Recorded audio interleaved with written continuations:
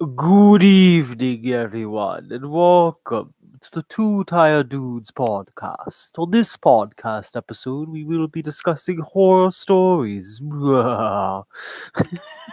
Just kidding. That's my attempt to try to be scary. But yeah, it's the Two Tired Dudes podcast. On this episode, I decided to have a little more fun and go over some scary stories. Hopefully, we'll have some people pop on. More importantly, hopefully my Discord will be cooperative today and we won't have to deal with any annoying issues. Not too sure how long we'll go because I know that quite a few of the Discord members are probably going out trick or treating tonight. So chances are it might just be the pig, but I'll definitely go for an hour, and then if no one pops on, then we'll call it a night. Sorry, I really need a sip of coffee. It's pumpkin spice still, baby. But yeah. Oh, yesterday I was sick as a dog, so I do apologize. I wasn't able to do my community night stream. You can probably hear that I'm still a little stuffed up. Yeah, my throat's a little bit still chunky and fat, but that's okay. We're gonna power through. We're gonna do what we always do.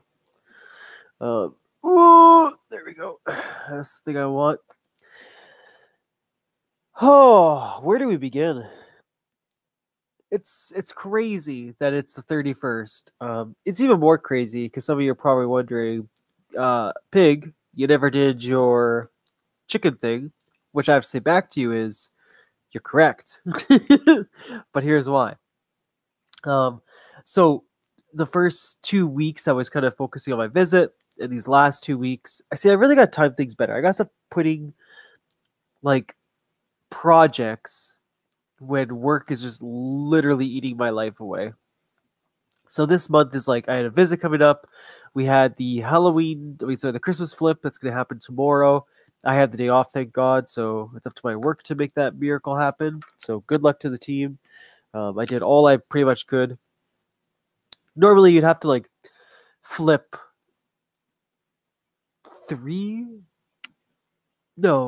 4 different sides. So by flipping, if you've never been to retail before, you take away the old product, put out the new product, right? And then have it done by whatever the set time is. So example, I have to have all my Christmas done by like 9 in the morning tomorrow. So I got everything done except for one side and half of another side. And that's only because the Halloween didn't sell quick enough. So we had to wait till 5 o'clock to pack it away today. So as we speak, my night crew is slowly packing everything away, and then tomorrow my other team will come in at 5, and they'll finish up the rest, and then that's it. Mindful is done. Like Christmas is still crazy, and November will still be a busy ass time, but I don't know why I always yawn during the podcast. I'm so sorry. But at least for the majority of it, it's all taken care of. It's all done, and I won't have to do as much crazy shit in November. So with that being said, I'll probably take a few vacation days here and there. That's weird. Why was it on my Wi-Fi? Anyway, I'll probably take a few vacation days here and there, and I'll have a little more free time so I can like do the videos that I wanted to do. So I get paid this Friday, and this is the good paycheck. So I think with that paycheck, I'm going to buy the chicken. Oh my god, this is gonna be a brutal podcast. I'm gonna do the chicken, and then I'll just, I don't know if I'll do it on the Saturday, I'll do it on the Sunday, I'll just plan a day, sit down, eat it, record me eating it, then make it all hilarious like I did last time, and yeah, it'll be all done for you guys. And again, I do apologize, it's a month late. This be the deals with your store manager. I don't know where I was going with that one. That wasn't as funny as I thought it was going to be. Bella? Bella? Yeah. What are you doing? Yeah. She's literally trying to climb up the freezer. There's nothing up there for you, little piggy.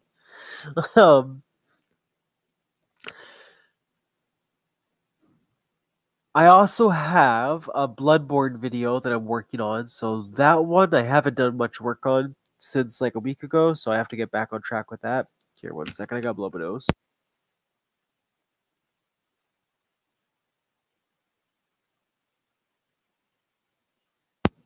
hopefully by next week, I just feel like Superman again, and I don't have to deal with being tired, sick, or any of this crap. Because I've had it up to here. My hand is above my head right now. That's how far I've had it with being sick and dealing with all this bullshit already.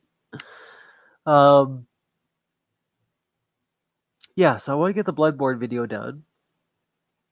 And then that one I'll upload. That one's pretty damn funny. Like, I only got maybe about 10 minutes of it done. So it was 5 hours, but it's not going to be a 5-hour video. I'm just going through the stream and basically taking all the parts that I died at and making that into like a big like death collage or whatever you want to call it.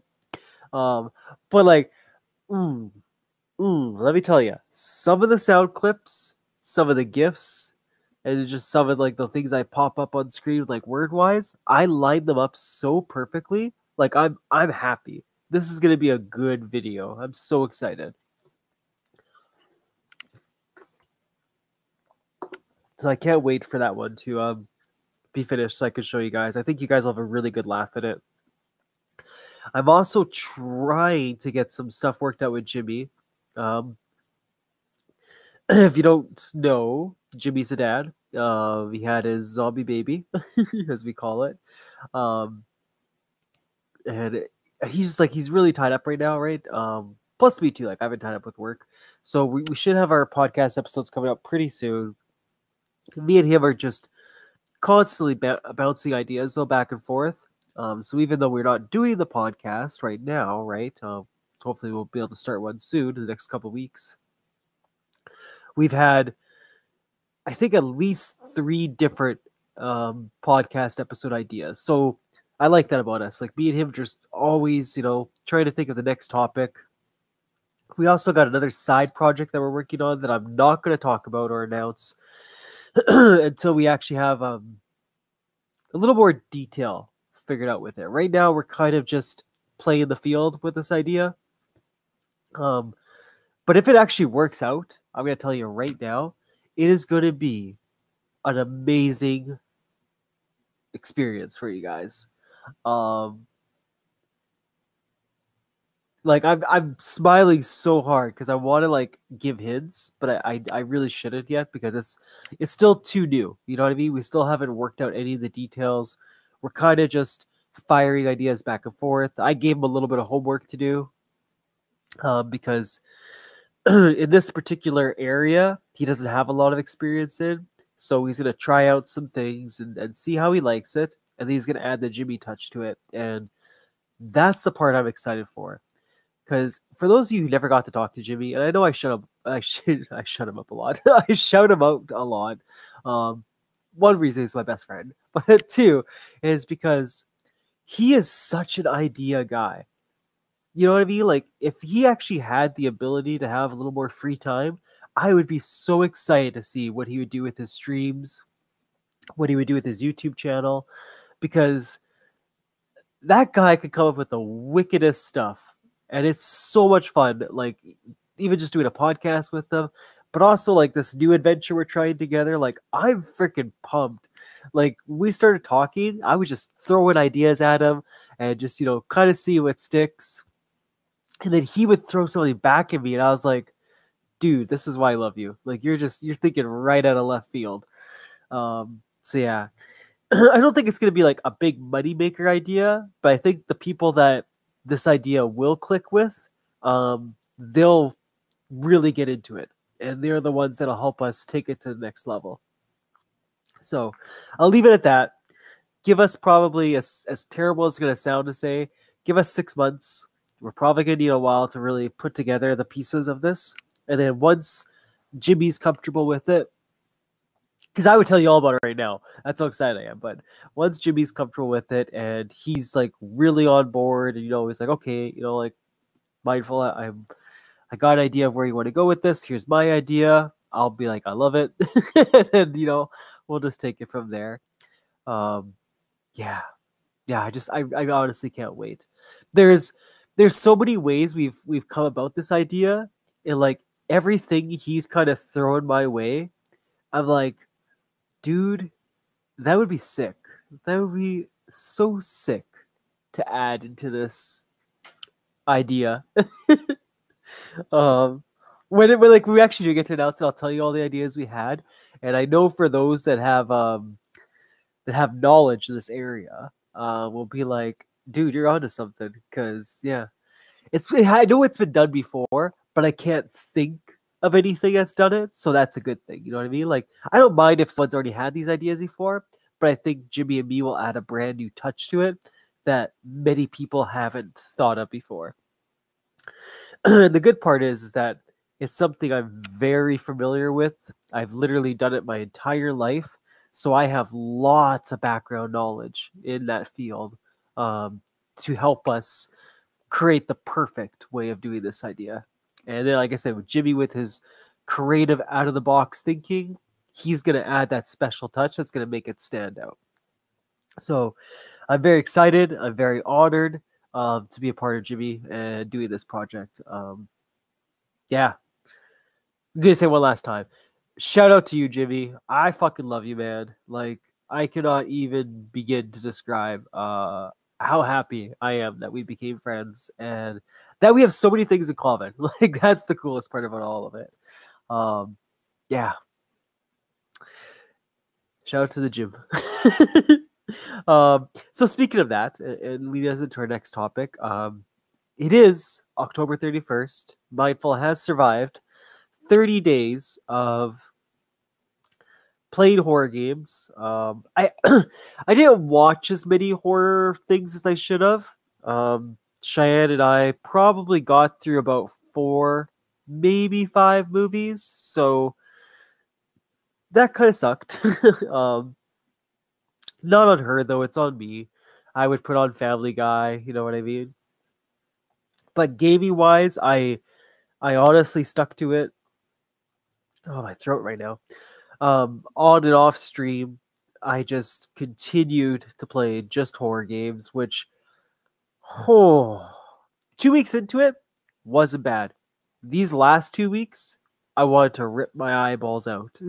It was just so much, you know what I mean? Like, I miss playing anything else. And yeah, I'm not even gonna lie to you guys. I miss Dark Souls. I miss Dark Souls so much. It was literally the game I told Jimmy that I was gonna play right away. Um, like the minute I could play a different game, which kind of sucks because tomorrow will be the first day and I can't play Dark Souls. I have to go back into my Skyrim streams, but even that, I don't mind playing fucking Skyrim right now. Like, I'm gonna love Skyrim in more ways than I probably ever have, because it'll be the first game I actually got to play that wasn't horror related. With that being said, though, I had a really fantastic experience. Um, I got to try a lot of games that I probably never would have. My goal is actually still to beat a few games. I do want to beat Resident Evil. I don't want to let that one go to the wayside. Um,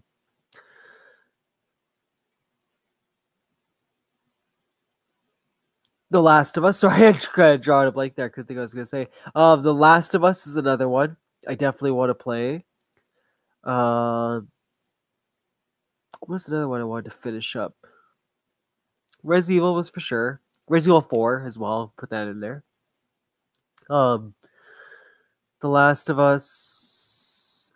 Oh, it's not like I played that many different games. Why am I here? You know, I'm gonna open up my PlayStation.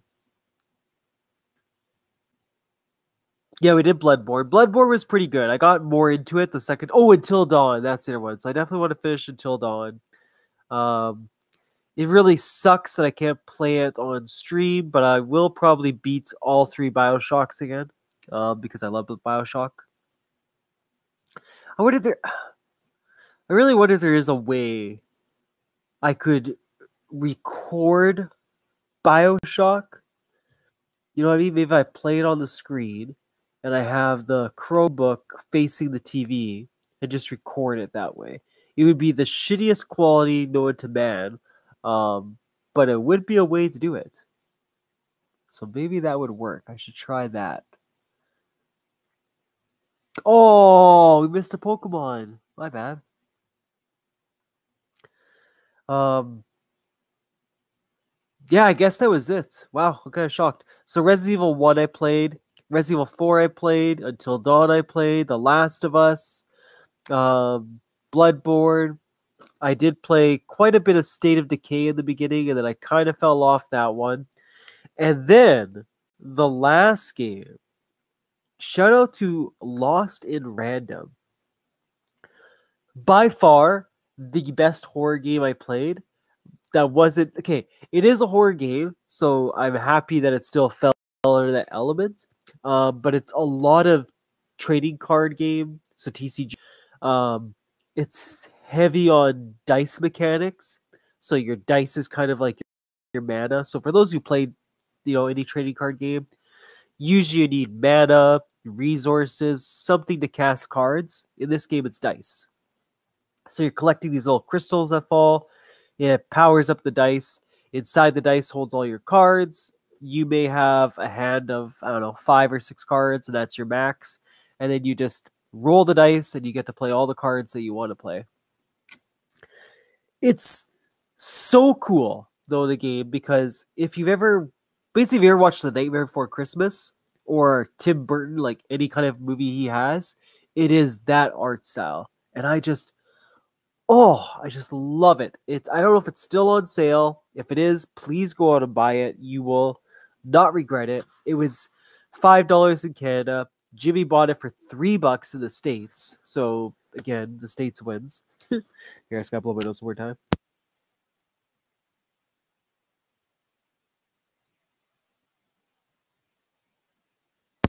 But yeah, it's such a good game. Like, it's so good.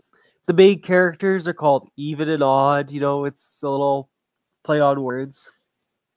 The idea, because like obviously I just started playing. I'm literally only like 3 or 4 hours into it, so it's nothing big yet. But that 3 to 4 hours already showed me like this game could offer me nothing new. That's just the story could progress. I don't need any more mechanics. I don't need anything else special. It's already won me over. Just because of how well it does the trading card aspect. But I'm assuming I'm going to get a lot more because there is 6 towns you get to visit. Each town represents a number on a dice. So there's the 1s, the 2s, the 3s, the 4s, the 5, and the 6s.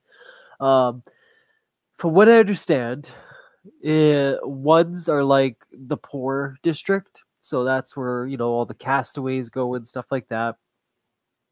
6s is like the high class, very respected.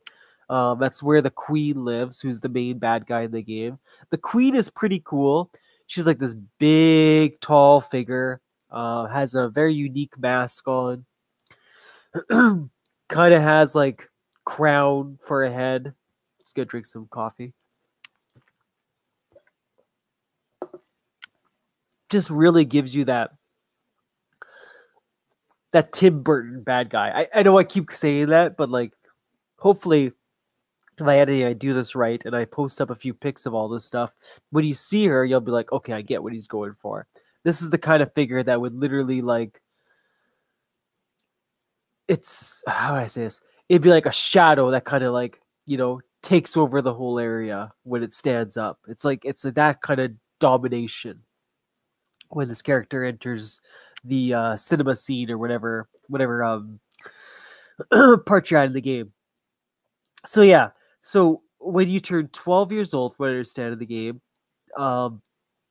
it's not the queen, but it's like the queen's general, I guess you want to call it. It's this big, like, robot-looking, I think it's called a nanny, and she basically says, "Okay, let's roll the dice." You roll the big black dice. That's like the power in this town, and then whatever it lands on, that's where you'll go. So it seems like it's all legit, but as the dice is rolling, I'm not going to spoil anything, so I'm just going to say a character has the dice rolled on them because it's their 12th birthday. And when the dice was supposed to land, I think it was on a 6, the queen cast her hand over and the dice flipped and rolled to a 1. So obviously the queen can screw things over. And then that's kind of the cool part in this game too, is if you've ever seen Alice in Wonderland, it's a lot like that as far as like the logic in that world. So they'll constantly say, everything is random and everything is great, and like, like this, they have like these wacky little sayings, kind of like the Mad Hatter did in Alice in Wonderland. Like, random is great, crazy is awesome. Nothing should be normal. Um, I was trying to think. I've been to town too. I got that far, and to give you an idea of how like weird these towns are, in Two Town, everything is split between left and right. So, for example, you meet this character right off the bat, and he's like, everything is great. Today's a sunny day. I'm so happy with life, blah, blah, blah, right? And then, like, within a second, his face will change, and then he goes, like, it's another day in Two Town. I hate everything. And, then, like, he walks a little bit, he changes back to his perky self, and it's back and forth, right? And as you're exploring the town, you find that like everything is like that. There's a happy part of the town. There's a gloomy part of the town. Queen is actually trying to make the happy part of the town like the downtown. Sorry. Which I don't know what that means just yet. That's kind of where I'm at. I'm trying to discover. But like, there's so much more in Two Town that's going on. And it's really cool. Like, that one character really stuck out, but there's a lot of characters that are like that. That you'll come across, and you get to make a lot of decisions too, which I like. There's a lot of dialogue options, and whatever you choose, I don't know if it really changes the story, but it definitely changes the relationship with that character. So I think in the beginning, you get to pick if this guy gets to look at your cards. I chose not to because everybody in that game looks like they're evil, but apparently he wasn't. So I don't know. I'll have to do another playthrough to find out what happens if he did look at my cards. But he basically just gave me advice and told me how to use the cards, and like you carry on your way. Hey, Tommy. Yeah, so that's like one interaction, and there's other interactions you get too, where you get to make decisions, right? Whether I think like there was a bully picking on this one person, and you can make the choice to interfere or step away from that situation. The battles are really cool. You definitely feel outnumbered. So, for example, you couldn't just go into that battle and take things out with, I think you're equipped with a slingshot. Maybe later on you get more weapons. Right now I have a slingshot. But you can use a slingshot to target weak points on the bad guys, and they'll drop some of that crystal or mana, whatever terminology you want to use. And then as you pick up that, you're able to use that to cast the dice, and then through the dice you can summon swords, bombs, health potions. You could freeze time. You could do just about everything. Like whatever cards you collect, you can customize your deck and make it that way. The cool part is when you cast your dice, it actually freezes time, and you're allowed to get one strike in on whatever bad guy you want. I mean, after the time resumes, you can still strike and hit them. It just becomes more of like, hit, dodge, hit, dodge. Even the one bad guy I fought wasn't that bad. Like, this is definitely not a game that's going to like overly challenge you.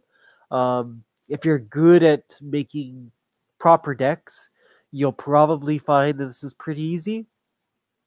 I just have the starter deck. I haven't even got like really anything big yet. Not enough cards at least to swap out with. Oh my god, I gotta drink like 30 coffees. But even those cards I got, they've been enough to get me, up to, like I said, Two Town. Yeah, it's the game you're watching me play, Tommy. I did find out though, Tommy, for you, just so you're aware. Jimmy bought the game, and he lives in the States as well, and it's only $3 in the States, so you get it for even cheaper deal. Yeah, so that's been my experience. That was probably the best game. I was talking to Jimmy about it. I want to say it's my game of the year because it's just so unique, so different, not what I expected. But unfortunately, as much as I like to give it that one, Dark Souls, I believe, is going to be my game of the year when we do our end of the year podcast because Dark Souls just as much as this game has impressed me, I love the art style, I love the mechanics of it all. Dark Souls was something I didn't think I would enjoy, and what I ended up taking away from that game, I fell in love with, and it got me into the Souls-like series. So I think for that reason alone, Dark Souls will probably win Game of the Year, unless I play something else in the next 2 months that truly takes my breath away, or this game I'm playing now, really like blows me away. Okay, I blow my nose again.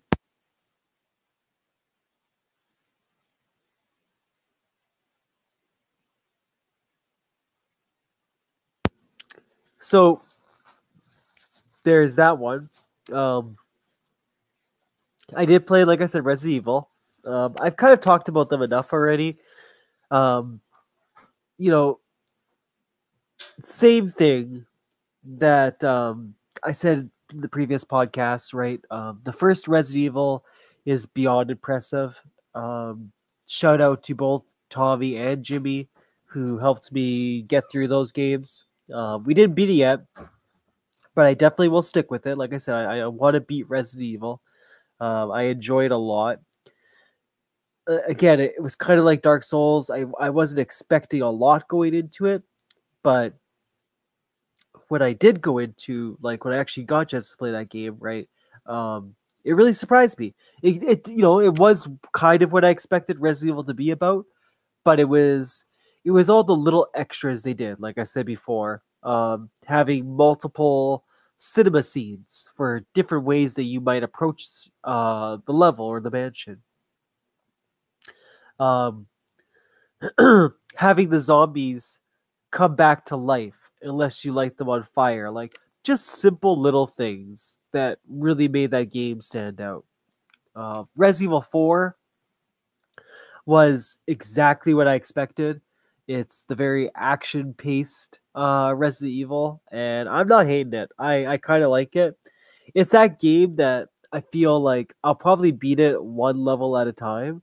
I'll play a level, go back to it next week, play another level, and just keep that trend going. But I definitely like the characters. I like Leon quite a bit, and yeah, I just really enjoy the whole action part of it. Like, it stands out for that reason. If I say which one I liked more, though, I definitely like Resident Evil 1 a lot more. And it's nothing against Resident Evil 4. It's just Resident Evil 1 just seems more creepy and spooky. Um, Sorry, Tommy, you said something there. I streamed Dead Island 2 this morning. I liked it so far. Nice, you lucky devil, you. I want to get Dead Island 2 as well. Uh, like me, I've always liked the Dead Island series, and I really don't care if this is the same thing as the first Dead Island. I am more than happy to play the first, Dead Island, and in like the second setting with like different characters. Like, I don't mind. They really didn't have to do much on Dead Island 2 to impress me at this point. Same with Diablo 4. I know some people are saying like, it's okay, yada yada. But like for me, it's like it's Diablo, man. I'm just excited to hear another story where Diablo or whoever it is this time just tries to take over, and we got to stop them. Um, yeah, few games. First few games were more survival horror. Later games were action horror. Yeah, yeah. Right after, what would it be? 4, 5, and 6, I think, were action, and then 7 went back to survival horror. Right? I wonder 8 was. I think 8's more actiony. Eh? It seems like it from the few streams I watched.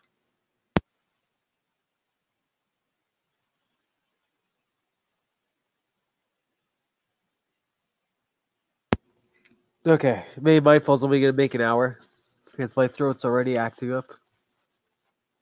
8's kind of a mix. Okay, I always see like a few scenes of people playing that game. Oh, way to go, Tommy! You caught the Pokemon. Okay, big ball in my throat here. Until Dawn, like I said, I really, really like the idea of Until Dawn. I like the butterfly mechanic. I like the fact that you talk to that guy at the end of every chapter, and it can completely change how the game turns out. Um, I like the ability to replay that game again and again until you finally work out the perfect ending. I think that's kind of cool. All around, just a really, really good game. I don't have very many negatives for Until Dawn. Like I said, story a little bit cheesy. They probably could have done a little bit better with that, but in the same breath, when it's something like that, um, like almost like Cabin in the Woods, you know, or 13 Ghosts. It's like one of those, right? It's meant to be cheesy, but it's also meant to be scary. And I think it executes it very well. So I can't really criticize it on the cheesy aspect, right? Like that was the vibe they were going for. So yeah, all around, just really good. I kind of talked about before, but like I said, I really enjoyed State of Decay. That was actually a really big surprise to me. How good that game was.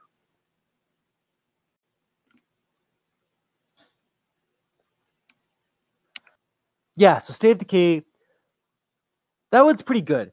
I want to clock in a few more hours before I really give it a solid opinion.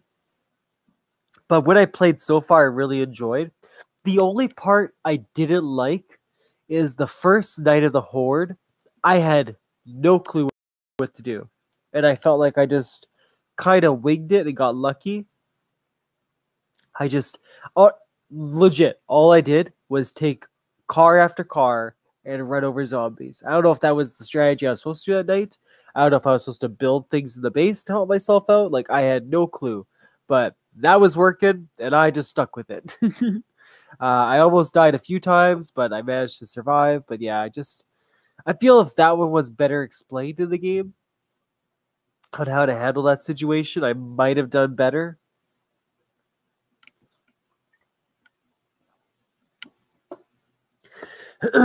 Yeah, I'm feeling a bit better today, buddy. It was just, yeah.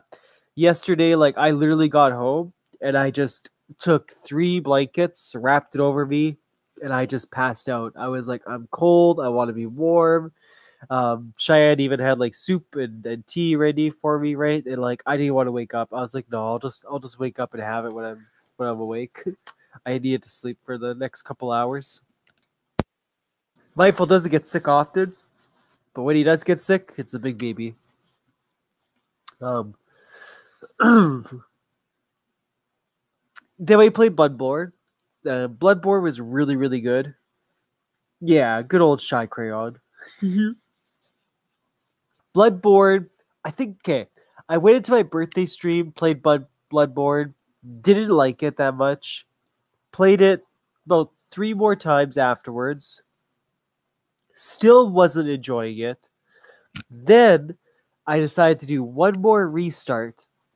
Um, for those who haven't seen it, please check out my YouTube stream. It's only an hour long. But I did Bloodborne again right from the beginning. No word of a lie. Everything just clicked. I was just in the groove. Oh my god, my nose.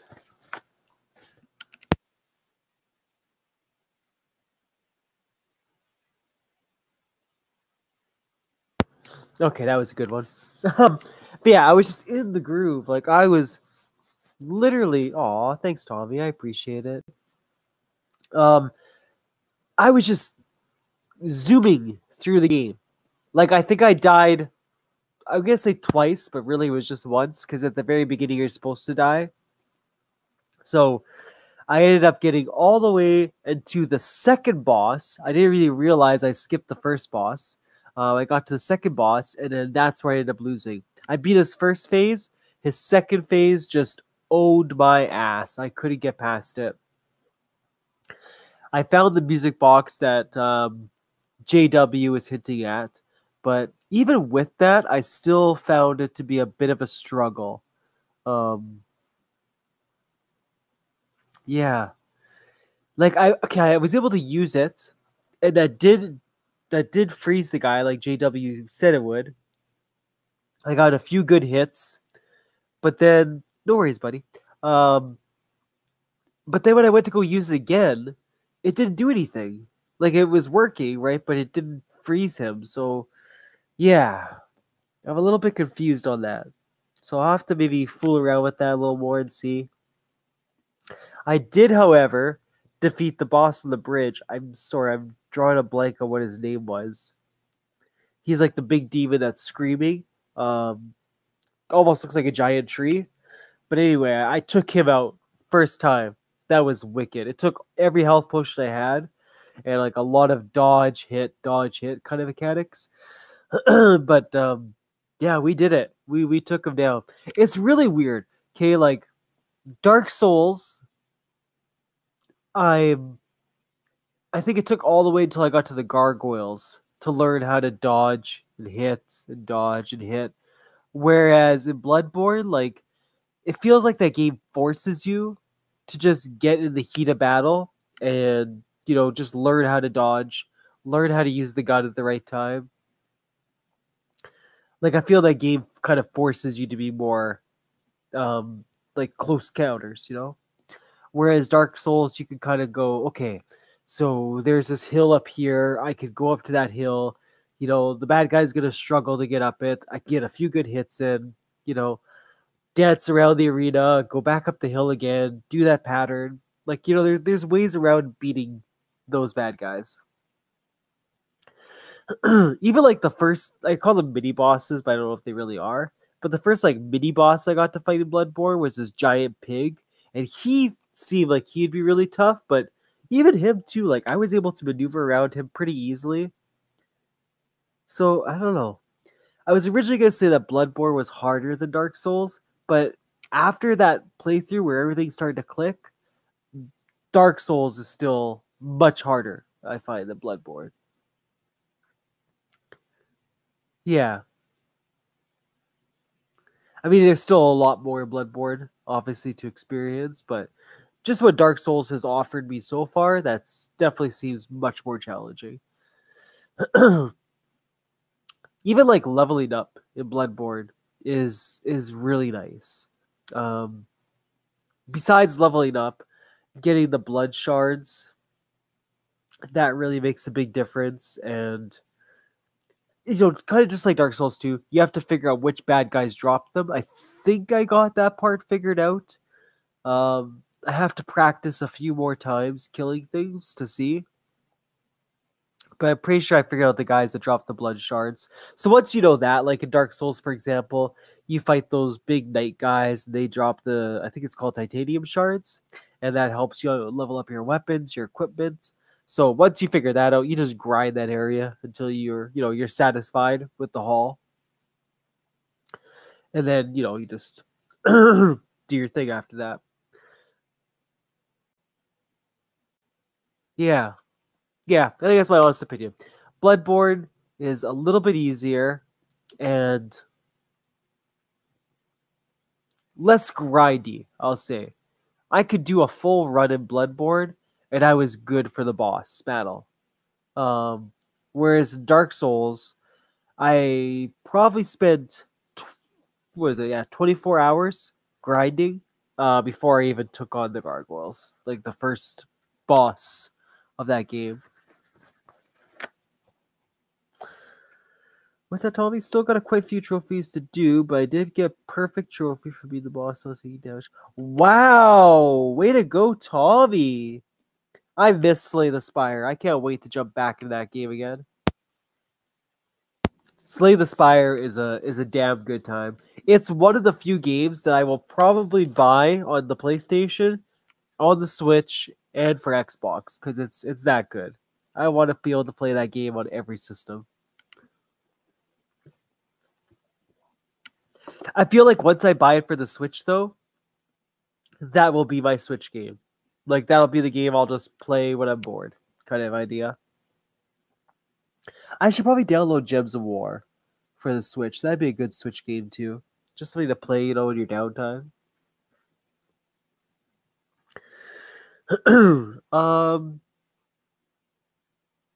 Yeah.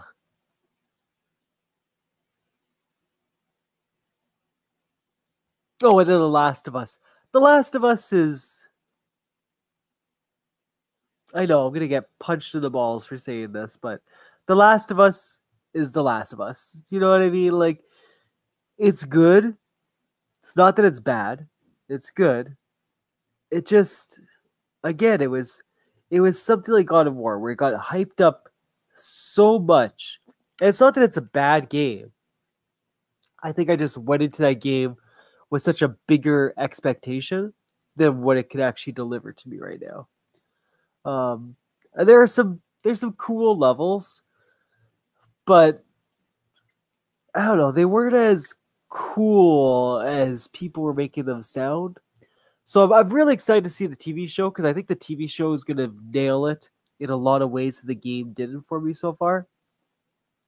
For example, I I was told that the level where you meet the main character's friends. Sorry, I'm drawing blanks on names right now. But the main dude, right? You get to meet his friend. Um, do you? Okay, thank you, Tommy. I don't feel like an arsehole for saying this, but like people are like, "Oh, wait till you get to meet his friend. He has all these cool traps, and it's like it's so intense and it's gonna be so cool." I literally dodged 3 wires, and like I ended up meeting his friend relatively quick. I thought, and I was like, "That's it." That was his big like trap that he had set.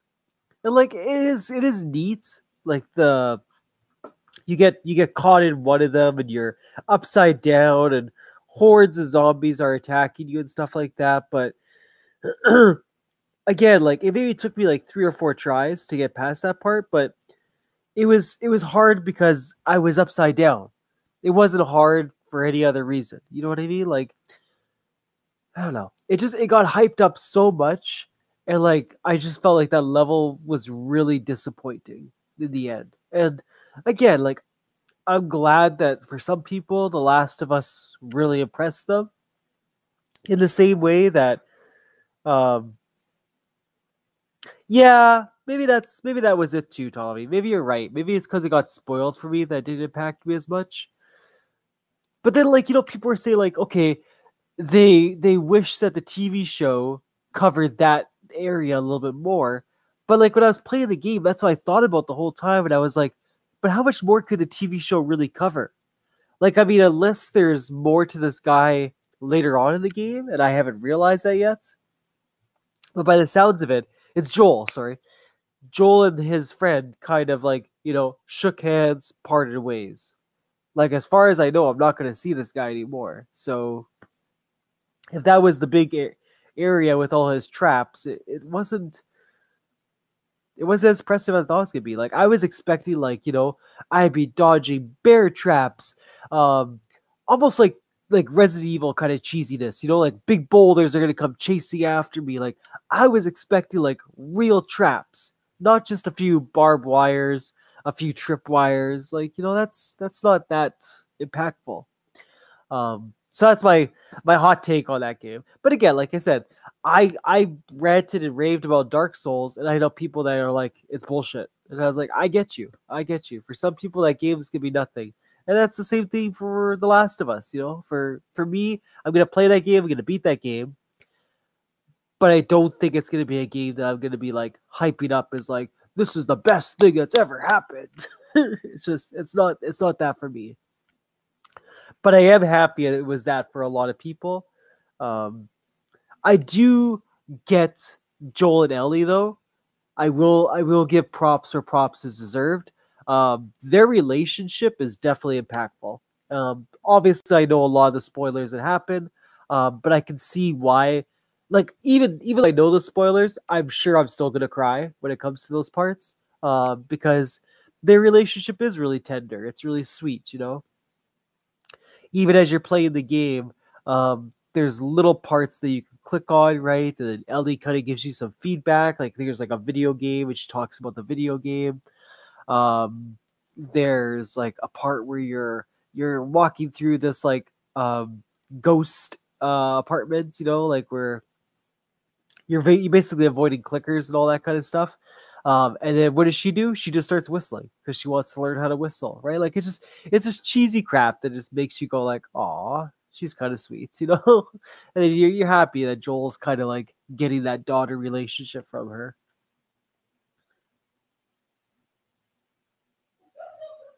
Yeah, yeah, I 100% agree. The first hour of The Last of Us was amazing.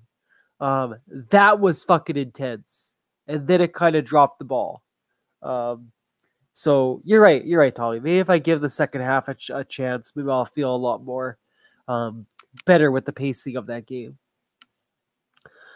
And I will admit too, when a character dies in that game, it's impactful. It's definitely impactful. Obviously, when Joel lost his daughter, that part just blew me away. I played that on my birthday. For those that weren't there, like I was just speechless. I couldn't believe it happened.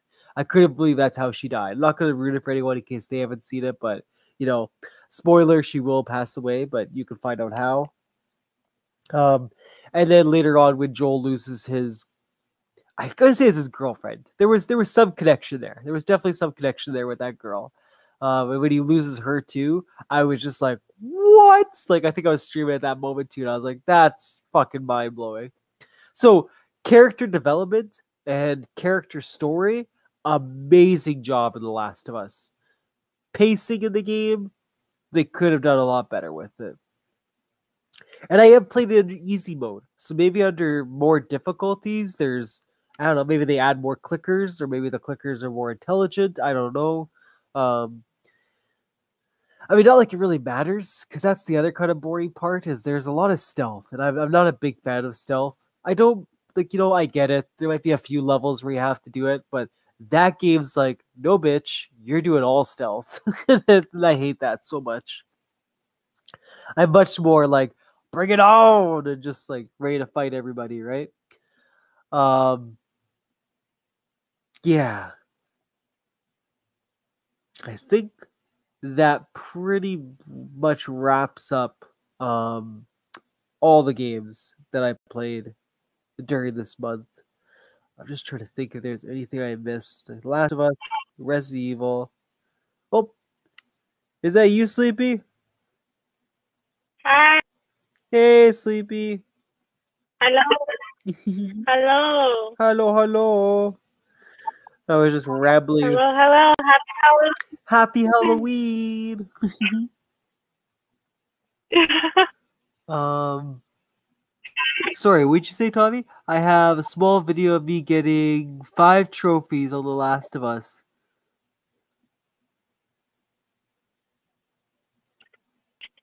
What's Tiffany Moses on YouTube?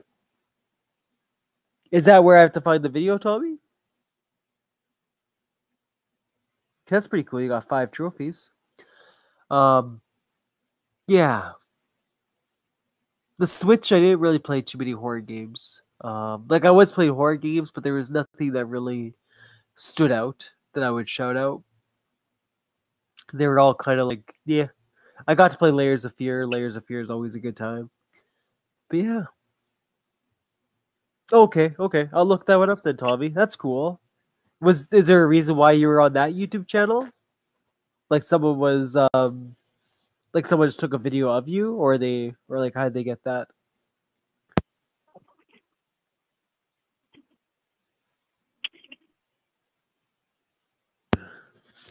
Okay. Sorry, I said to blow my nose again. So sleepy. How have you been? I am doing okay. I actually just got done streaming myself. Oh, very nice. So Very nice.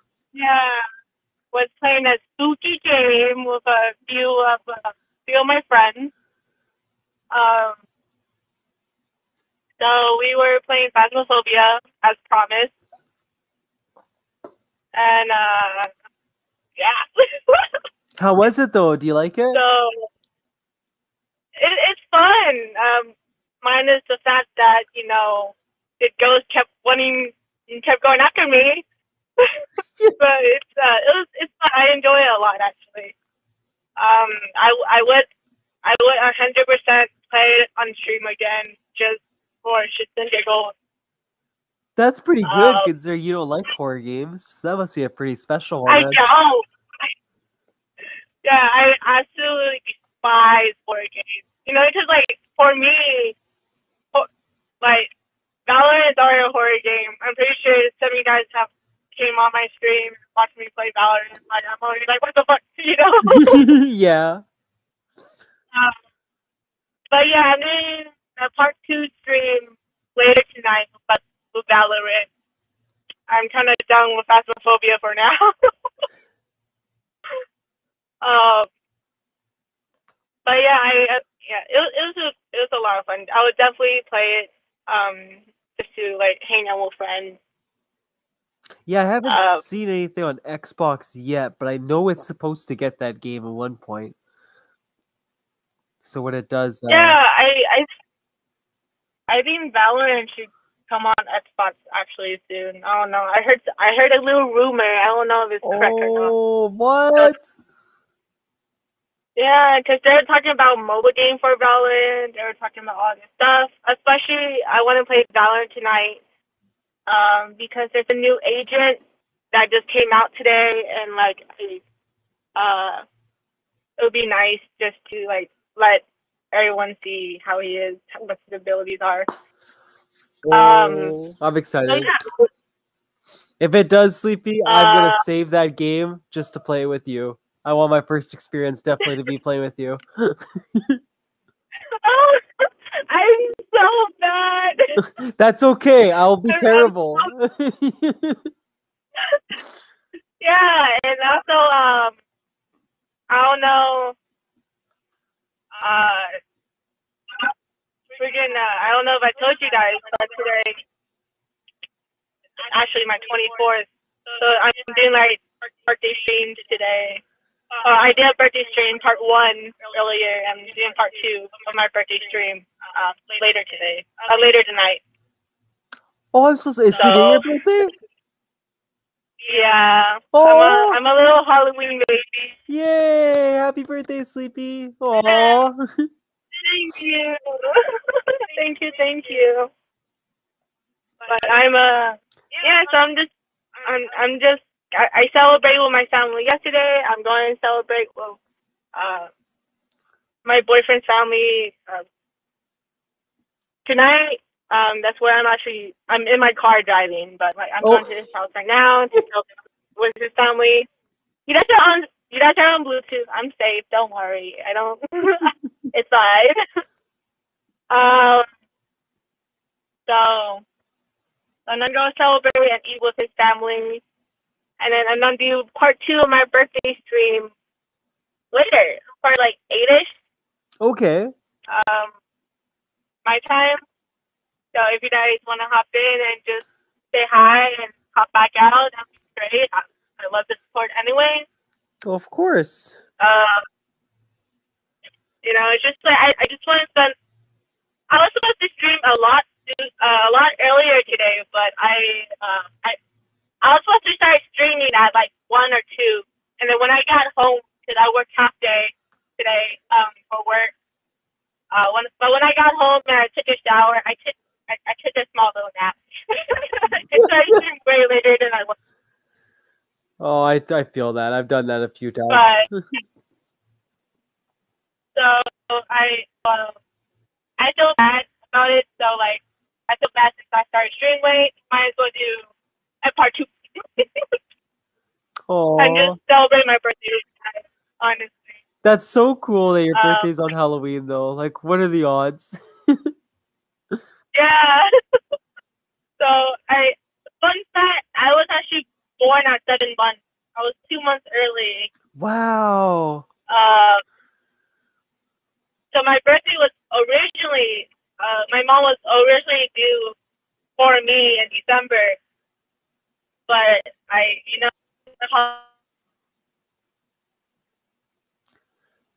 was like, Mom, I'm ready. and like get me out. I want some candy, and here I am. I went to Halloween. Is it? I don't know if it's okay to ask or not, CP, but like, because you were born early, was everything okay though? Oh yeah, no, my heart and my lungs weren't fully developed. Yeah, because my I don't know if I told you or not. My mom actually was the same way too. I think she was born 3 months early, and I can't remember the term of it. I think it's the incubator devices, but she had to stay in one of those for a little while, because yeah, like same thing. Her organs didn't properly develop. Yeah, my heart and my lungs wasn't my heart was super weak. My lungs wasn't fully developed. Oh. So I was in a ICU for 2 weeks. So my mom didn't even get to even hold me into I was 2 weeks old. Oh, that's rough. I know that's like just Yeah. and for a mom that sucks, right? Or even a dad too. To not even hold their kid. Yeah, but we made growing up I got sick easily, but luckily I came out to be healthy later. Oh yeah, you're a rock star now. Yeah, I'm over here streaming, and then next month is gonna be basically a year of me officially streaming. And next year, probably in March or May, is I hit my 1 year of hitting affiliate. So I'm excited for that. Oh my god, yeah, it has been a whole year just about. Holy crap. Yeah. I honestly, I'm not trying to brag or anything, but it's just I don't know. Like the more I stream, the more like I'm more comfortable. Like not only with talking like online or talking like playing Valorant and talking. It's just in life. I'm able to talk to more people. Basically, I helps me to hold a conversation a lot more. So like streaming does have a positive effect, both with the online community and with the offline community. Aw, I'm so Or happy like to see IRL. that. I always felt the same way too with streaming. I think it's a really good, at least for people with anxiety, I think, like even myself included, right? Like I think it does have a real positive impact. Like you said, just how it is with engaging with other people in real life. Yeah, and also you just meet a whole bunch of cool people. Very, very true. And how about So like without streaming, I wouldn't have met my duo, or without streaming, I wouldn't have met like one of the really chill girls I'm friends with now. And I played Phasmophobia with her, and it was fun. And Aw. she hops onto my stream, and hop onto her stream, and she made me a little like PNG VTuber model for me for my birthday. It was super cute. I'll show it in the Discord later. Wow. And it's super cute. And yeah, so I'll definitely don't use that. But unfortunately, it only like comes on when I'm in a Discord call. But when I'm not in a Discord call, it won't show up. But so she made me that, you know. She used a IRL photo of me and then just made it to a PNG VTuber model. She hand drew it herself. It was nice. I'll show it in Discord. But it's super Wow. nice. Yeah, that's so cool. Look at you. I was gonna ask how So was it's just and it's just yeah. Go ahead. Oh no, Sorry. no, I was just gonna say how was everything going with work and all that and all your exams and everything? Is like the stress kind of slowly starting to disappear now, or I don't know about disappeared, but like work been hectic as always. That's why like I haven't really been like on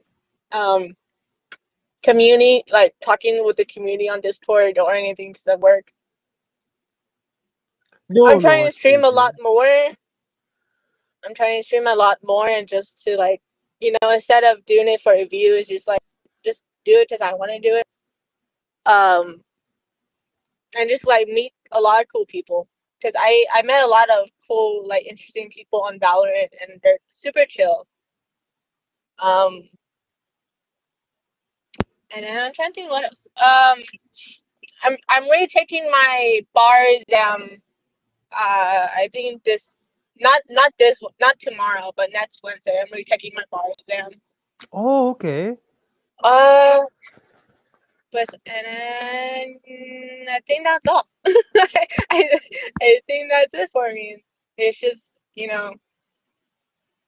minus the fact that, I'm happily celebrate my birthday with the community and stuff like that. Oh no, I totally. I went out to my first rave past Saturday. Wow. Which was fun. It was. I would 100% go again, minus the fact that I was super tired and my legs are still dead. From standing up, and then I lost my hearing on my left ear for basically a day and a half. Oh my god! Wow. I was standing in front of the stage, and the speakers were right there, so that was fun. Was there anything like you wanted to like shout out that you did at the rave? Like was there like a big like projection screen? Was there like a light show? Did they do anything special? They had a whole lore behind the tour, their little tour thing. Okay. And they had lasers. They had like fire coming out from the stage. It was super nice. That's cool. I sound like a chipmunk after the concert, which is hilarious. Super high pitch, just like, hey guys. That's wicked. But yeah, and then Sunday, well, my nieces were here, and Sunday I spent time with my nieces. And then I went to Sunday was also one of my friends' birthday. He turned 26, so I was hanging out with him. And went to work on Monday, went home early to spend time with my nieces before they went home. And then that's basically it. So yeah, a lot of exciting things happened these last few weeks. I would say last few weeks. I would say last couple of days. Last couple of days. It was definitely, I didn't play Valorant for 2 days, and I hopped on Valorant yesterday. I'm like, oh my god, what are these shots? But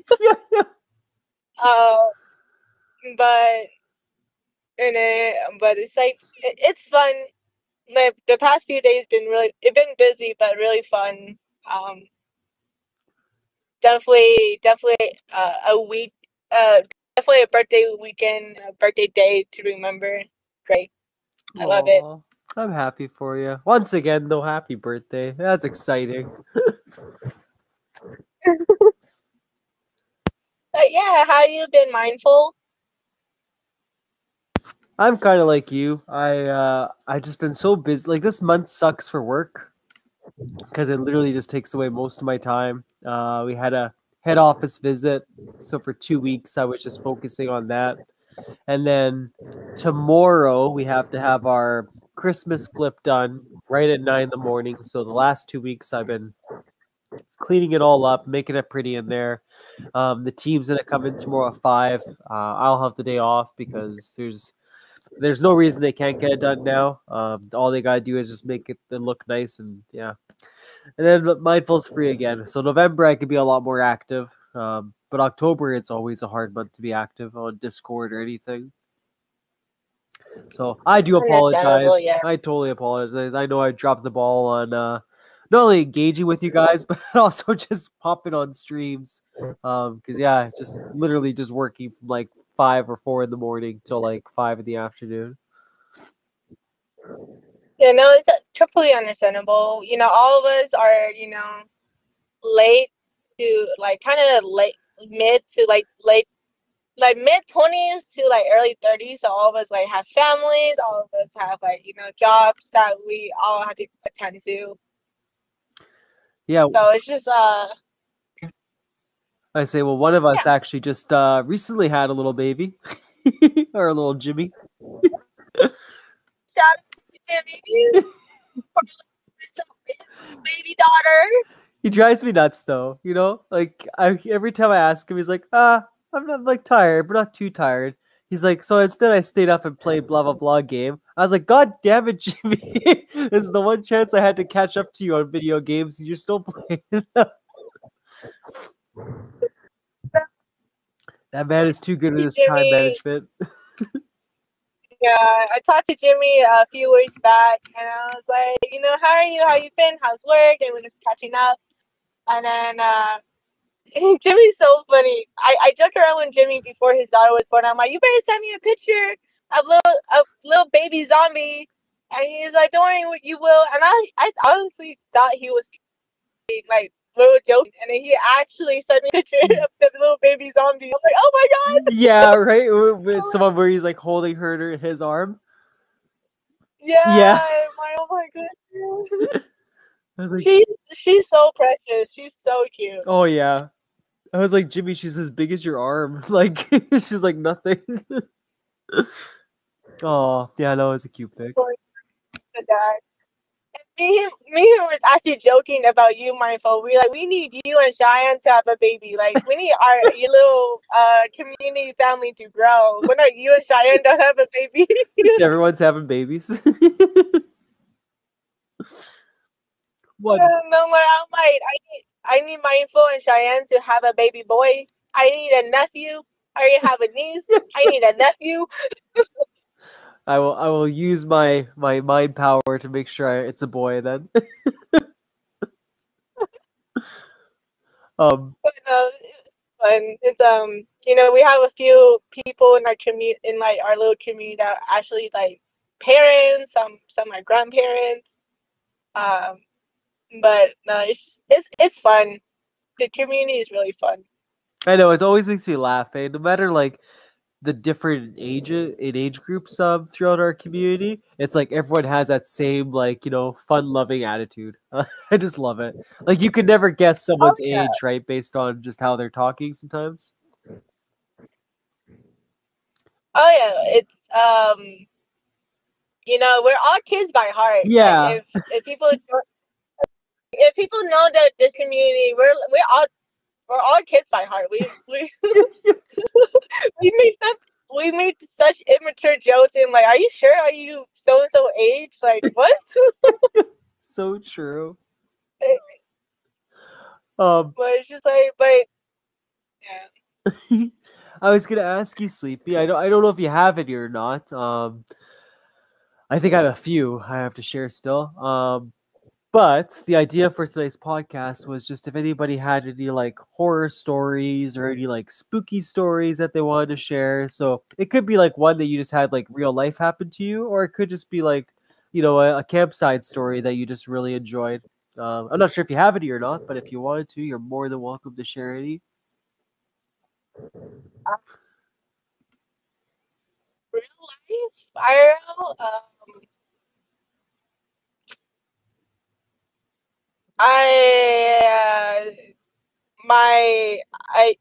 So I was home alone, and I had I call her my cousin, but I know her since I was 2, and there's no blood relation or anything. It was like we were underage, under the influence, underage. I'm not saying how age or what we were doing. We were underage, under the an influence. Okay, I'm not saying what we were. But it was like me here passed out on my bed. There was no one home, and me and her, we woke up to my dog, Tofu. If you know, you know. If you know what he looks like, you know. He's really mellow. For those who don't know, he's really mellow. He's really quiet. But we woke up at 3 a.m. startled from barking aggressively, like very like ferocious, very like like his butt was trying to push me back, like he's protecting me, type of thing. And then he was barking in the corner of my room, my old room that my brother now sleeps in when he's here. So yeah, and then he just kept he just kept looking at the corner and aggressively barking. Keep in mind we were still under influence, so me and her both freaked out, and I had to. And during that time, my brother still lived here, close to my mom, and I called him at 3 a.m. tell him to come over and sleep with us. And Sophie was scaring us. And he's like, my brother's like, it's fine, it's whatever. Did Tofu I was like, no, scared. Did Tofu ever react to that spot like any other time, or was it just that one experience that he was reacting to it? An experience. Oh, okay. After that, after that, I switched rooms to my sister's old room where she moved out, and he never had the same reaction. Wow. Oh my god. He didn't have that same reaction when I was younger, and I had a mirror in my room, and he was just always looking inside the mirror, like looking at the mirror, and it's like Ooh. he would not stop looking at the mirror. I'm like, bro, stop. Oh my gosh. But yeah. I know it's always so eerie with animals, eh? Like, because they pick up on things. So it's like, what do you see that I'm not seeing? Being at 16 and, every 16-year-old, teenager would have a mirror, check the outfit before school. Of course, yeah. But every night, he would look in that mirror on my bed. He would look at the mirror and just stare at it. I'm like, bro, what are you seeing inside my mirror? Like, is someone there? And then, I got freaked out one time, from him doing that. And I was like, hey, if there's any bad ghosts or bad juju in my house, in my room, you're not welcome here. You need to go. You need to leave this place. You're not invited. I invite you. No, leave. It kind of freaked out my mom too, because she heard me say that in my room, and my room was closed, and she's like, "Who the fuck are you talking to?" I'm like, "I don't know, maybe a ghost." So she's like, "You're crazy," and she just walked away. Just making sure everybody knows that this is my room. The next day I bought incense. I bought a few stuff to protect, high protection, to keep the bad juju away from my house, away from my room. That's pretty smart, actually. Wow, that's good thinking. But yeah, I think that's it, though. I think that's what I think of on top of my head right now. I say, I know I had a few that I've already shared in the past. The only two I can really think of that I haven't talked about before, one I might have, so I'll just kind of casually touch on it. But for those that didn't know, I officially know what a dead body smells like, and the reason why is the apartment across from us. We used to have an old guy as a neighbor that was there, and unfortunately, I think this was now like maybe 2 years or 3 years ago. Unfortunately, he passed away, but because I think it was his daughter that visited him, she didn't come by very often. It may have taken her 2 to 3 or even 4 weeks to come by and see him, right? So anyway, the hallway, all of a sudden, like after a few weeks, right, of him passing away, and none of us knew what happened, right? And the landlord, everyone, there was this weird smell, and it was like, I can't even tell you what it smells like, because like that smell is just so unique. It's terrible. It freaking like burns your nose. But like it's nothing like you've ever smelled before. And yeah, like I think another week passed, and then finally the landlord, I guess, took initiative, and then traced where the smell was coming from. Tried to get a hold of the person. The person didn't answer. And then it just happened. I think that was the week that the daughter was coming down, and the daughter went in there and obviously discovered, and like, you know, they took care of it right away.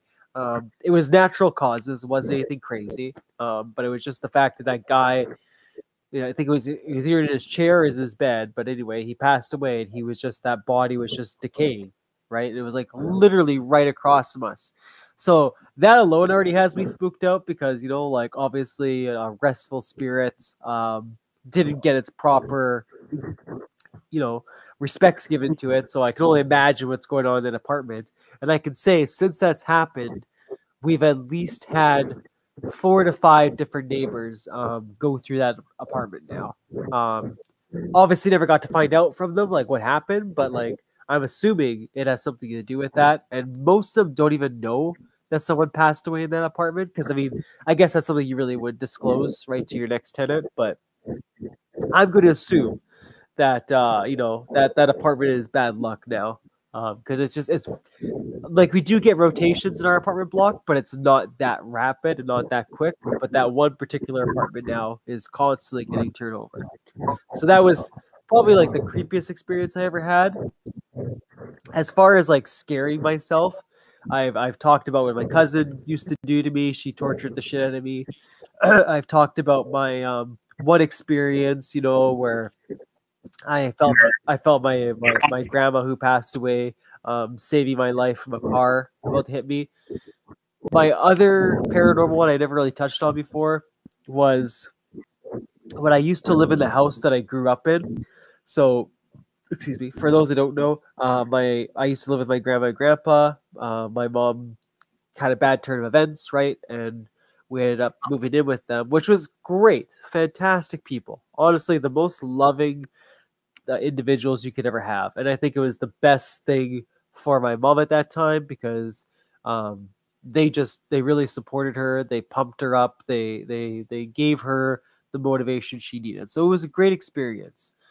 But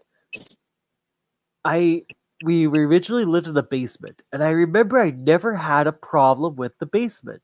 I liked it. It always felt safe, and I don't know what had happened exactly. But at one point, for whatever reason, my grandparents fixed up the spare room, and they gave me that room, so I was able to sleep upstairs with them. And now I can't even remember where my mom slept. I think my mom still slept downstairs for the most part, but I got my own private room finally. Before that, I kind of used the basement living room as my bedroom. But you know, obviously, when you become a teenager, you want your own room, yada yada, right? So I got my own room. It's when I entered that room that I think everything changed for me. In this room, it was just a normal bedroom, right? But exactly what you expect it to look like. But I had a closet, and where the closet was, there was a trap door on the ceiling that would allow you to go to the attic. We never, ever, ever went into the attic. There was not one point that I've seen my grandparents use the attic. So what was up there? We had no clue. But when I opened the door and I saw that and I questioned them on it, from that moment on, I just got this weird feeling about it. Like there was something fucked up with that. I never looked, I never bothered to go up there, but just something told me it was weird. And unfortunately, in the spare room, my grandmother decided to collect Barbie dolls and different dolls, like, you know, and I had to keep it in there because that was, you know, like they needed to keep that one collection in there for whatever God knows reason. And those dolls fucking scared the shit out of me. It just always felt like they were watching me. It always felt like their eyes were on me. I put a sheet over it. I tried everything. And it wasn't often, but there were times that things were not in the same position that they were. And like, I basically just was a kid, right? I just tried to blank it out. I was like, okay, I'm just overthinking it. It's, you know, it's craziness. Now, the reason why I brought up the basement is once I moved to the top floor, when my mom wasn't in the basement and I had to go down there, it was like this very intense feeling all the time. Like I was no longer welcomed to the basement. It felt like that. Like I would go downstairs and it would be like running for my life almost. So our basement stairs it would lead you down to the basement, right? And as you start to go down the stairs, you got a good clear shot of the left-hand side of the basement. So you could see the beginning of that living room. Like literally the basement was almost like a second floor. You walk downstairs, there's a laundry room. As you turn the stairs, you get into the basement kitchen. The basement kitchen led to the living room. The living room led to the den, or whatever you want to call it. And then on the right-hand side, there was a bedroom. It was a really nice setup.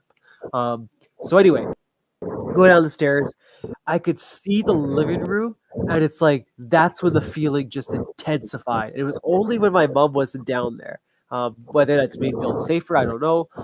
But yeah, so when I went downstairs, it was an intense feeling like something was watching me. And the worst part was that I always got told to go in the basement to grab whatever because we always had this little cubby hole, and it was like I always had to go in that cubby hole, and that was the first part where you'd reach a light switch. So it was literally like a dash to get to that cubby hole, flick the light switch on, and then I felt safe. Like there's lights on, I'm okay. Um, but it was like every fucking time I went in that basement, nothing really happened. The house always had noises, so I'm not gonna chalk it up as anything paranormal, but it was just it was myself. Like I felt like sick to my stomach. It was feelings that you shouldn't feel. You know what I mean? There's fear, and then there's fear that something's like causing that fear. Um, yeah, and it was just really, really weird. The only, I guess, spooky noise I ever heard was a few nights when I was upstairs in that bedroom I was explaining earlier. I did hear from the closet noises, not clawing, but more tapping, and not on the door itself, but on the ceiling part. So that, like I said, that kind of made me never want to look up there to see what was up there. There could have been someone living up there, as far as I knew. But yeah, it was a very weird experience. And since then, that's why I always tell Cheyenne I will never do a Ouija board with her or any of that kind of stuff. She really wants to do it, but like my body always tells me like, don't do it. There is something you have carried on with, and you don't want to explore that mindful. Especially that guy that died across me now. Like I feel like there's just too much going on in both Cheyenne's in my life. Like I don't know, something sixth sense, I'm gonna call it. Something tells me like never do that board because you'll regret it if you do it. So that's my spooky story anyway. Yeah, no, like as I was hearing you say that, like I was just thinking like, do I have any other stories? But like something similar to you, where so I moved out from my mom's when I was 18 to go to college for my first 2 years of community college, and the area in my aunt's okay, the area where my aunt lives is basically my hometown. So it's a very active, in a negative way, area. It's a very not so good area. So I'm used to hearing all the noises outside. But I remember, I don't know why I remember this specifically, but I just remember this. So when I moved out and lived with my aunt, my aunt always told me when I was young to get me to sleep. Oh, there's a demon dog or what outside, making sure everyone goes to sleep. You know, something you tell the kids to make them go to sleep. Oh my right? gosh. So I always believed in that. I don't know why, but every time it hit midnight and I am awake, I always I'm always very like I don't get out from my bed. So, but one night I actually decided to because my aunt lives in a 2-story apartment. So I was like, oh, I want something to eat, you know, because I didn't eat anything that day, and I want something to eat. And so I went downstairs, turn on the lights and stuff like that. and my aunt has a small backyard. So as I walked past that small backyard, I don't know if it was actually something there. To this day, I don't know if it was actually something there, or to be an animal, whatever, right? So what happened? Trying to think. I'm trying to like parallel park while I'm talking here. Oh. So I as I walk past that yard, I see a small, like, basically saw two eyeballs, Ooh. two white eyeballs, and not trying to die like in like every other horror movie out here. Like, just check it out, open. I I I I I, I see that old, and then when I get into my bed, I drink my water and stuff like that. I lay down on my bed.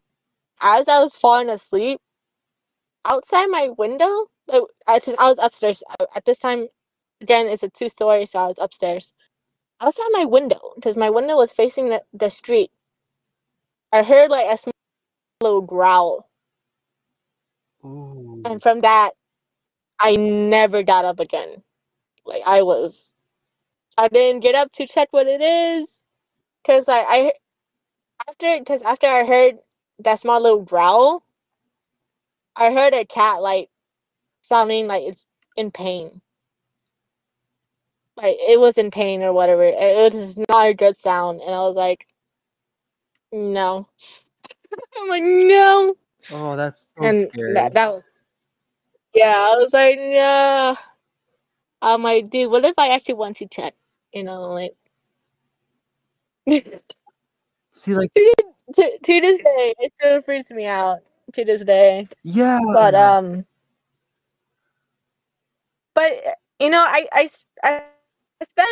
spent a night at my aunt's house before, just to like to get away from home for like a night or whatever. But it never happened again. It was only that one night that it happened. But after that, it never happened again. Besides, hearing cats fight in the middle of the night, but because they're cats. So it's just like, I don't know. After that, I didn't hear anything else. After that, and then I think one story. A year or two ago, I was at my boyfriend's house, and no one was home. I was the only one at his house, and I was taking a break from Valorant, and he has a little like snow globe that he has in his room, and that went off. Ooh. And like, I checked, because maybe like there's batteries, right? Right. Because like, he was messing with it earlier, and I thought those batteries, and maybe it just went off, right? I'm not trying to be paranoid or anything, but I grabbed it, I checked under, there was no batteries. Oh, that's So spooky. I'm just like, and then I called him. I'm like, when are you gonna be home? He's like, why? And I'm just like, dude, your snow globe went off, and there's no batteries in it. He's like, that's creepy. I'm like, I know. I was like, when are you gonna be home? Yeah, it's like, don't tell me that. When are you I'm gonna not be trying home? to die. I'm not trying to die. Please come home.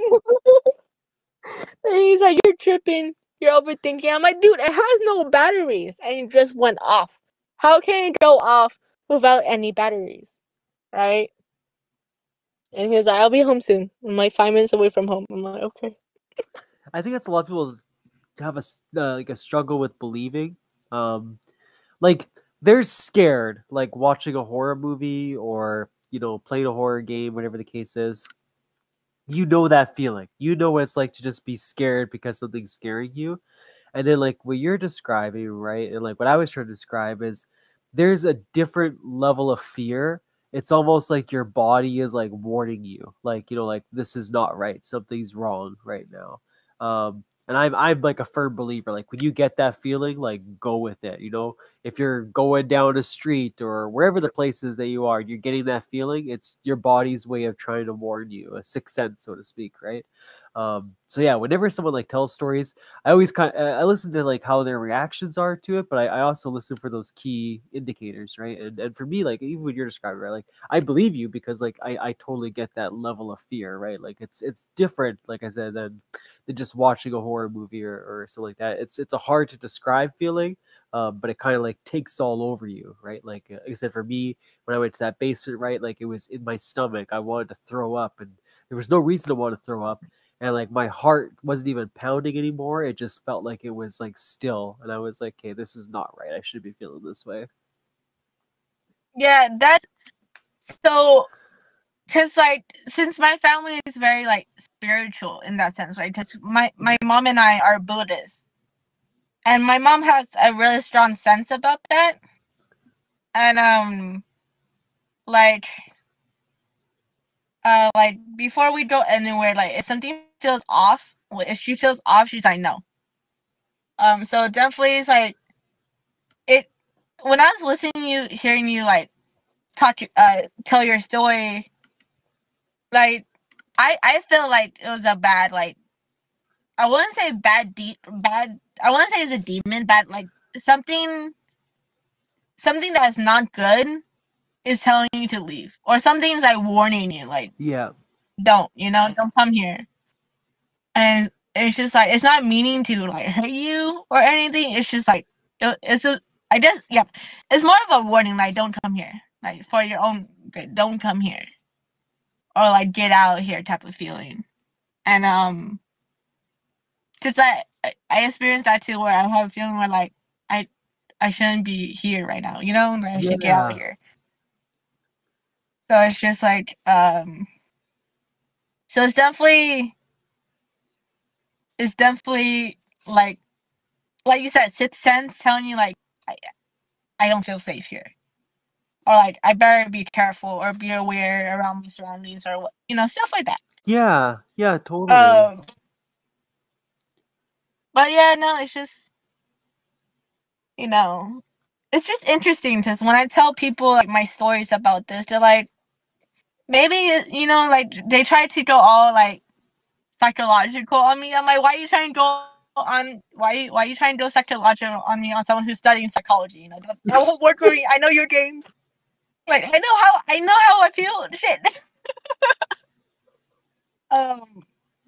But yeah, it's definitely a feeling that everyone should like listen to, especially if it's a negative feeling or like unsafe feeling. It's definitely a feeling you should listen to.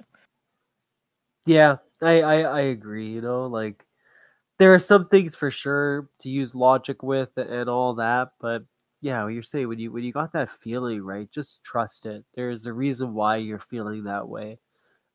Something is interacting with you that's telling your body, right, that this isn't right. Even if you don't believe in any of that kind of stuff, still go with the feeling. That old saying was that trust your gut, like trust what you're feeling.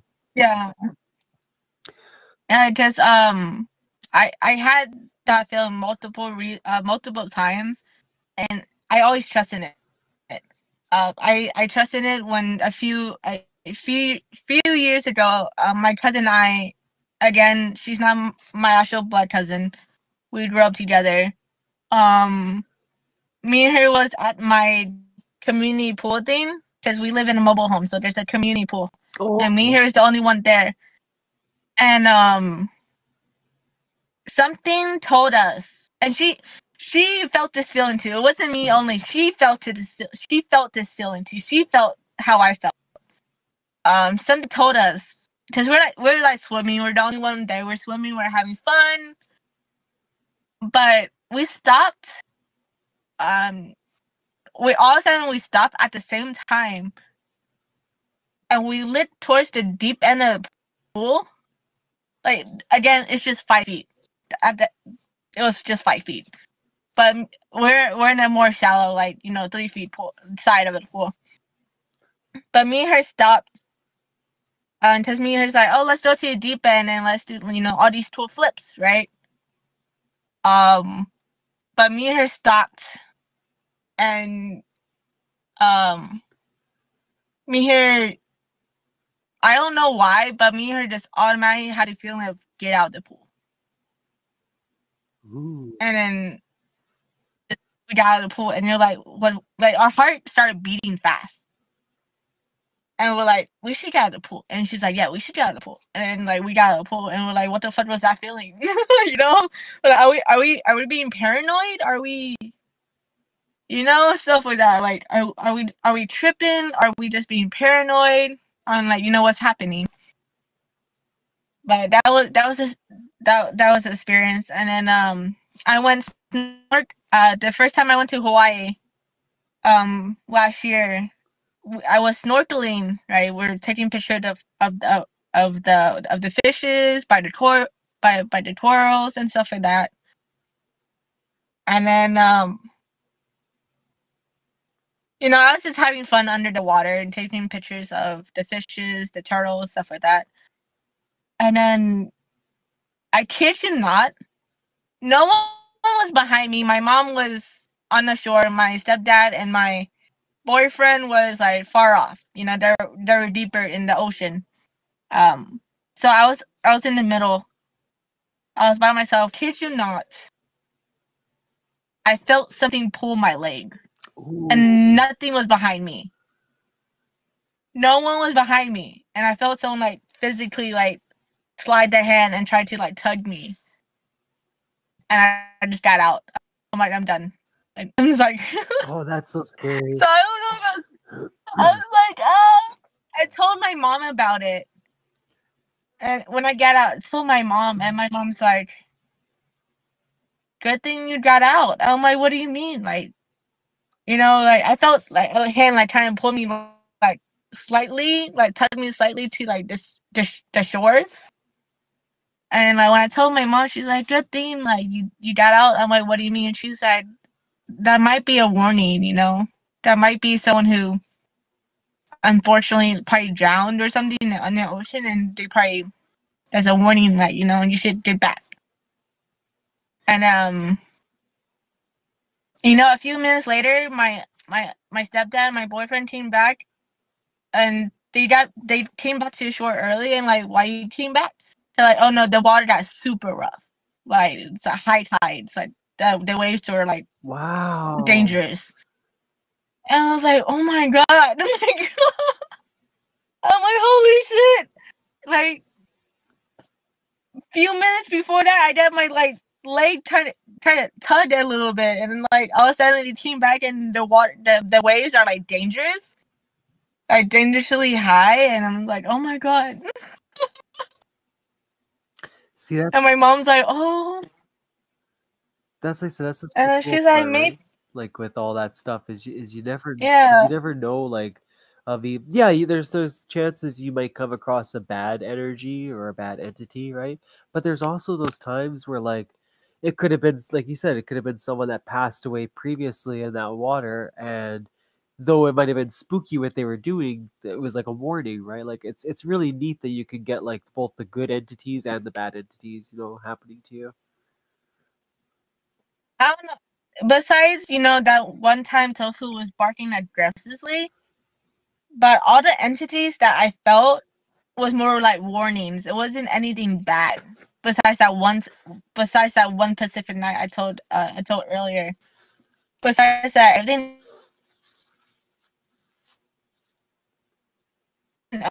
or it's like, you know, protecting me in a way. I guess my own little guardian angel, if that makes sense. Oh, yeah, no, I believe that. I definitely believe in that kind of stuff. Um, my But mom, yeah, those are my my mom was stories. actually really lucky. I can't remember the guy's name now, which is a shame. Um, he wrote a couple books. There was Talking to Heaven, I think Stairway to Heaven. Oh, is it John Edwards? Yeah, John Edwards, that's his name. But anyway, when my grandparents passed away, she got really into him. She was watching his show, reading his books, right? Um, and whether or not he's accurate or not is anyone's opinion to go ahead and guess, right? But I find when you start to not dabble is the right word, but when you start to go into that like um, line of thinking, right? It does open up doors and it does like allow you to experience things. And like you said, you could have friends that were like, oh, well, it happened because of this and that reason, right? For psychology. And very well, there could be logic behind it as well, right? But there are experiences that do happen, and you can look at it in a logical sense or you can look at it through the spiritual sense. And in this case, from the experience my mom told me, I've always looked at it more at the spiritual sense because of how much it impacted her. So basically, long story short was she read all these books, and she was in a very dark, depressed time of her life because she lost both her mom and her dad now, right? My grandma and my grandpa. Anyway, my grandpa was the last one to pass away. And it must have been like, I'd say almost 2 years after he passed away. And she hit like pretty hard point of depression. And there was a night that I guess again she went to bed like always, right? I didn't obviously get to see what happens when mom goes to the bedroom, but like I'm assuming how she felt, she was probably crying in there for quite a while before she passed out. But anyway, she came the next day. Um, and I don't know what point of the day she told me because I know it took her a while to process, but eventually she talked to me. She says, "Hey, I just want to let you know what happened to me last night, and that going forward, I'm going to be better. I'm going to be happier." And I said, "Oh, what happened?" And what she told me was, and I shared this story before, so sorry for repeating it, but um, basically that night, my grandfather entered her room, her dad, and she didn't see him at first, sleeping, right?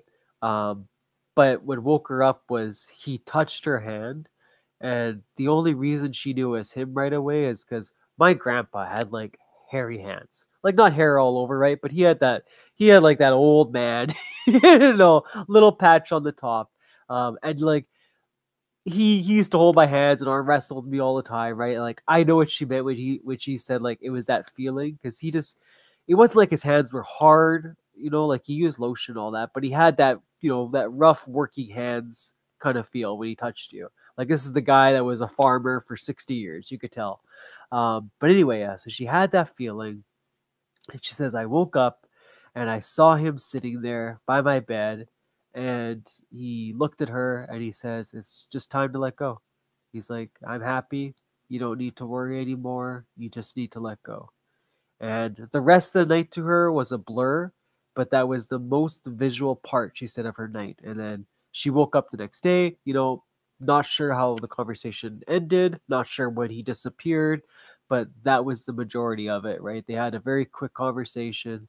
And yeah, he just kept emphasizing that to her, like it's time to let go. It's okay. And like after that Yeah, day, that's yeah, it was amazing. It was like she had a total change oh yeah, around.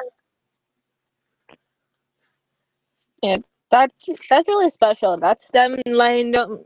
That I feel like that's letting you know, letting a person know, like, hey, I'm happy.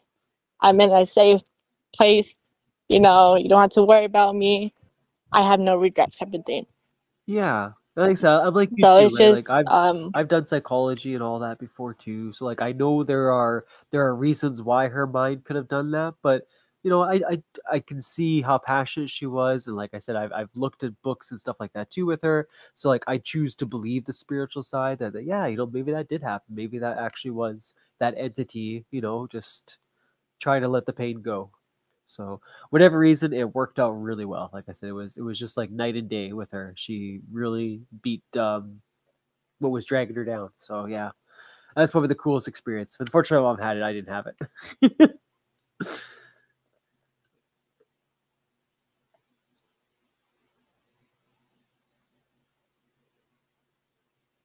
yeah, it's really interesting how that could be sometimes.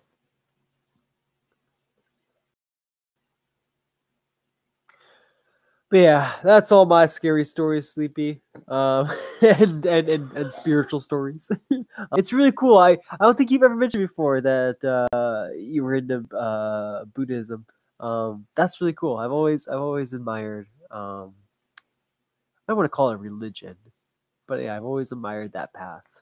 I think it's a very interesting one. One I definitely want to look up more about. So that's really cool that you and your mom both share that.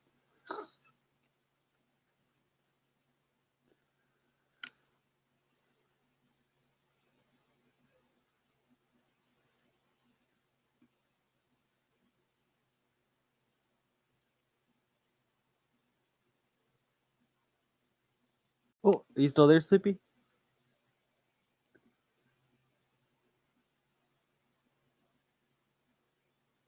Uh-oh, did Discord mess up?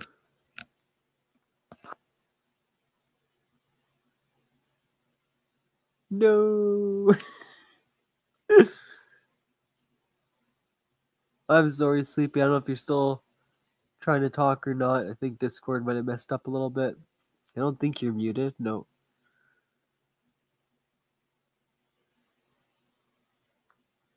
Yeah, I'll quickly hop over to Discord.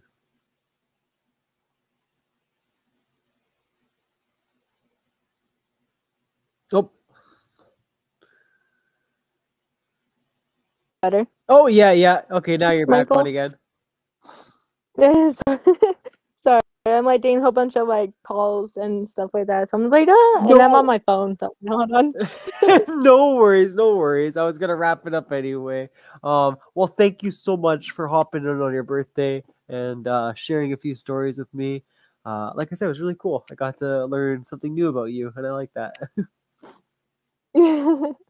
Thank you for having me as always, Mindful, and allow me to get the chance to celebrate my birthday with you guys, and a little self-promotion for later. Hell yeah. Okay, so sorry. One more time. So what? Probably in the next hour or so you'll be live for the second part?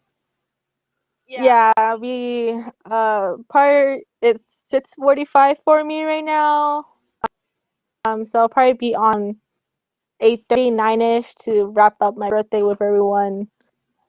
But yeah. Nice. Okay. I'll make sure that well, one, I'm on there so I can wish you happy birthday on your stream, and then two, I'll just make sure that it's promoted in the self promotion as well. Thank you. I Aw, appreciate it. no worries. I hope you have a great birthday, and thank you again for hopping on. And hopefully you're having a good Halloween as well. Of course. All right, Sleepy. You have a great evening. You too, Mindful. Thank you. Bye-bye. Bye-bye. And of course, for everybody else, thank you again for hopping on today. We managed to go 2 hours. And if you notice, Mindful's voice kind of kicked back in. So I think talking was the better solution. Or maybe it was an entity. But yeah, thank you guys. I had a great 45 minutes of just sneezing and rambling about games I played. Those conversations, I love them to death. Unfortunately, it didn't work out this time around with the streamer, your mom. But maybe November, December, I'll be able to do a third podcast that will be not very often. It'll definitely be a random podcast, but your mom and myself wanted to kind of talk about that kind of stuff with you guys. I've always been really fascinated in it. Like I said, I have a few experiences, a few stories to share. Unfortunately, put against that podcast, you might have already heard some stories. But I'm more excited to hear what your mom, the streamer, has to share. Because she actually did get to meet John Edwards, and she had experienced him. She has a lot of experiences, actually. So I'm really excited to hear what she has to say. I promised her, and I should do it sometime soon. Start researching a little bit more. There's a lot of areas she wants to dive into. The first episode, though, I think we're kind of just gonna break the ice and let everyone know what our subject's gonna be. So yeah, please look forward to that podcast. It's going to be really, really good. Again, this will be a Spotify only podcast. The same way that Jimmy and I do it, I'll record it live once, and then it gets deleted off Twitch, and then it's Spotify only going forward. So just like Jimmy and my podcast I announced earlier, right? Let's talk about that.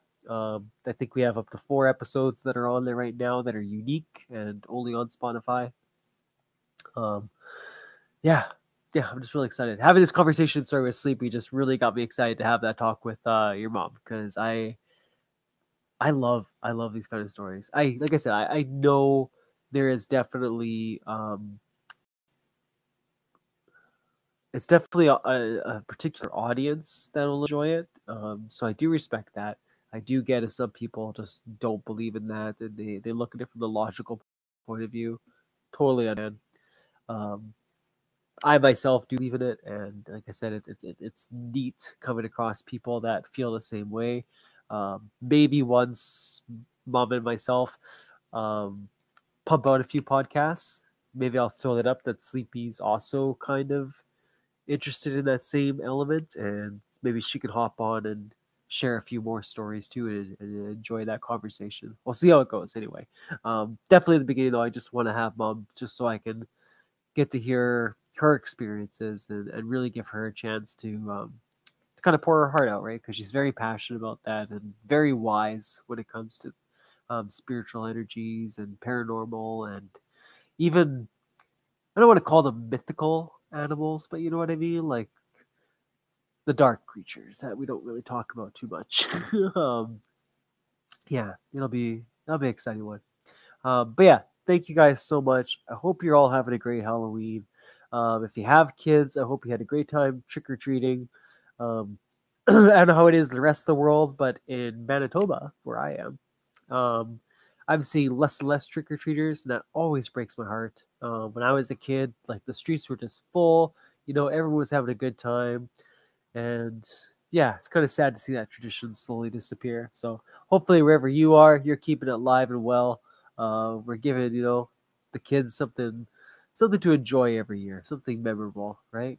Yeah, I don't think I can ramble on anymore. So I hope you guys have a great evening, and I will catch you all next time.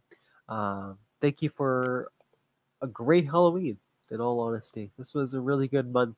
I'm happy with everything that turned out, and can't wait to see what November brings us. Bye, everybody. Have a beautiful day.